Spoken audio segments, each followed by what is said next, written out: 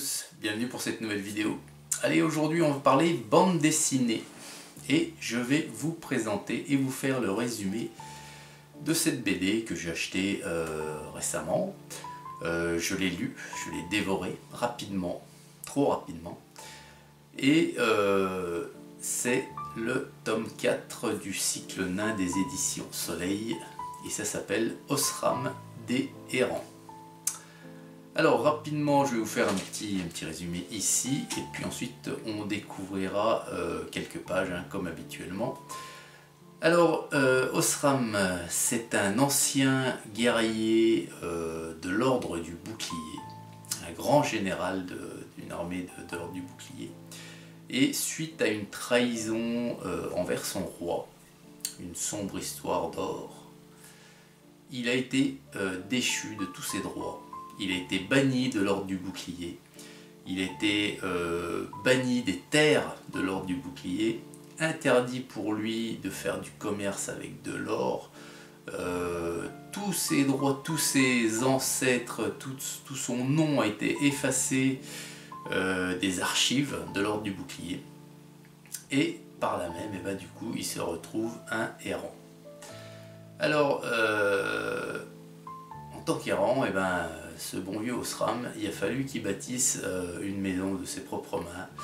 Et il a commencé à cultiver la terre pour subvenir aux besoins de sa famille. Et il s'est aperçu avec le temps que le fait d'être avec sa famille en permanence, de pouvoir la nourrir, finalement cette vie, il l'apprécie. Il a vu que finalement il était heureux dans cette vie-là, beaucoup plus que lorsqu'il était un guerrier féroce de l'ordre du bouclier. Malheureusement, ce bonheur, il va être très vite mis en péril par les autres ordres nains, puisque pour eux, les errants sont la lie de la société, quoi. Et ils sont étouffés par les taxes, ils ne peuvent pas payer, ce sont de pauvres nains. Leur travail, eux, c'est de subvenir aux besoins en nourriture des autres ordres.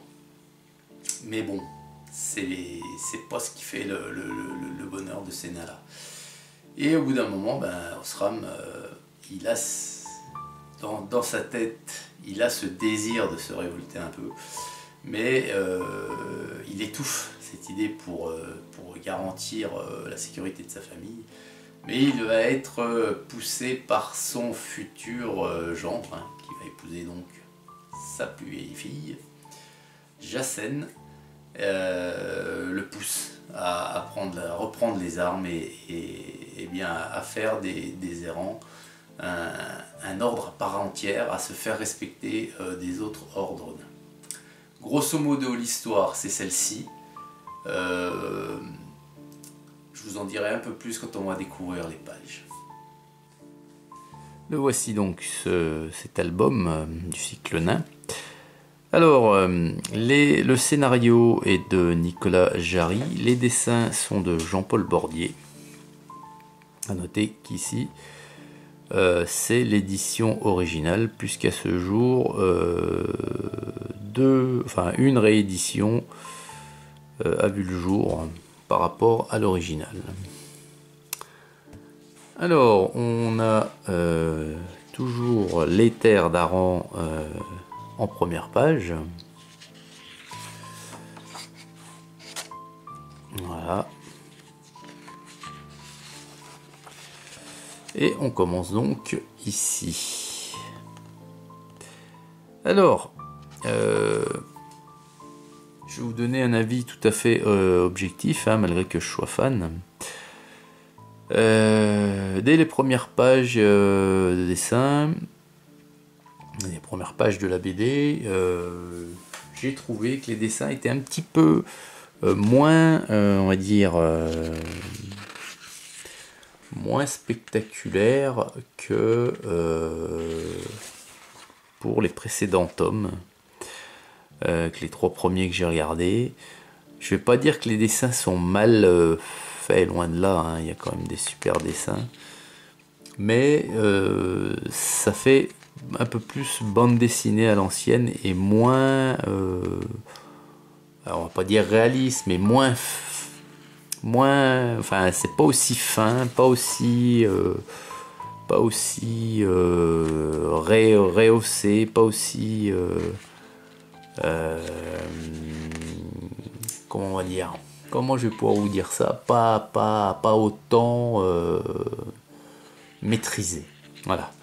Et pour ce genre de BD qui somme plus est quand même dramatique dans son histoire, et c'est pas des BD pour enfants, encore une fois, je trouve que les dessins font un peu enfantin, voilà, enfantin par rapport à ce que on a pu, enfin ce que j'ai pu lire des 3 premiers.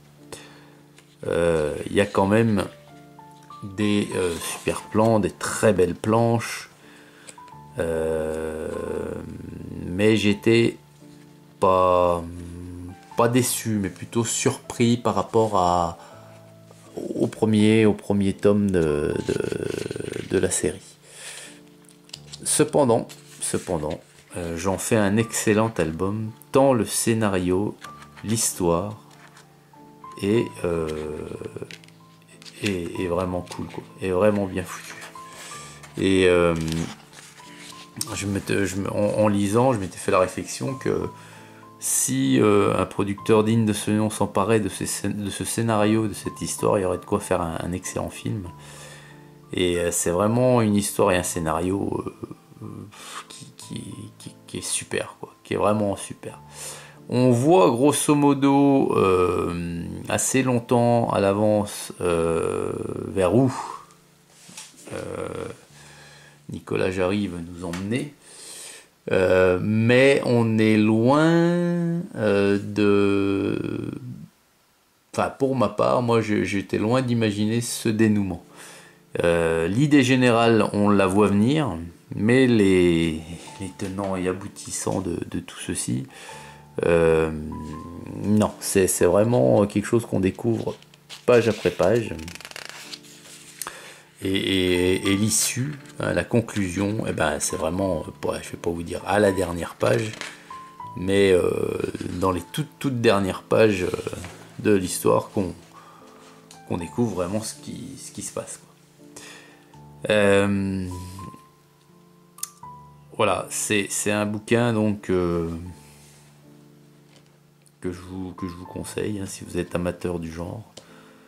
Je vais pas vous spoiler la fin de l'histoire, justement. On va pas aller jusqu'à là. C'est pour ça que la découverte va s'arrêter ici. Et c'est vraiment, une fois encore, un top, un must, vraiment un hit de ces sagas. Donc voilà ce que je peux vous dire de ce très très joli tome, une fois encore. Donc là on est sur la naissance, hein, enfin encore pas, mais on est sur la naissance de l'ordre des errants, qui au moment où on débute cette BD n'est pas du tout reconnu en tant que tel par les autres ordres nains. Et c'est la voix des nantis, des va-nu-pieds, des nains qui sont nés sous une plus mauvaise étoile que les autres. Et tout ce regroupement de nains normaux, entre guillemets, et ben c'est Osram qui va les réunir et puis en faire essayer d'en faire un ordre en tant que tel, quoi. Donc c'est un numéro qui est important si vous voulez par la suite lire les autres. Il faut comprendre comment tout ceci est arrivé, et pour le comprendre il faut lire ce tome 4, quoi. Donc voilà les amis. Eh bien, écoutez, j'espère que cette petite revue objective vous aura plu. Je vous souhaite une excellente journée à toutes et à tous, et puis je vous dis à très vite pour une prochaine vidéo.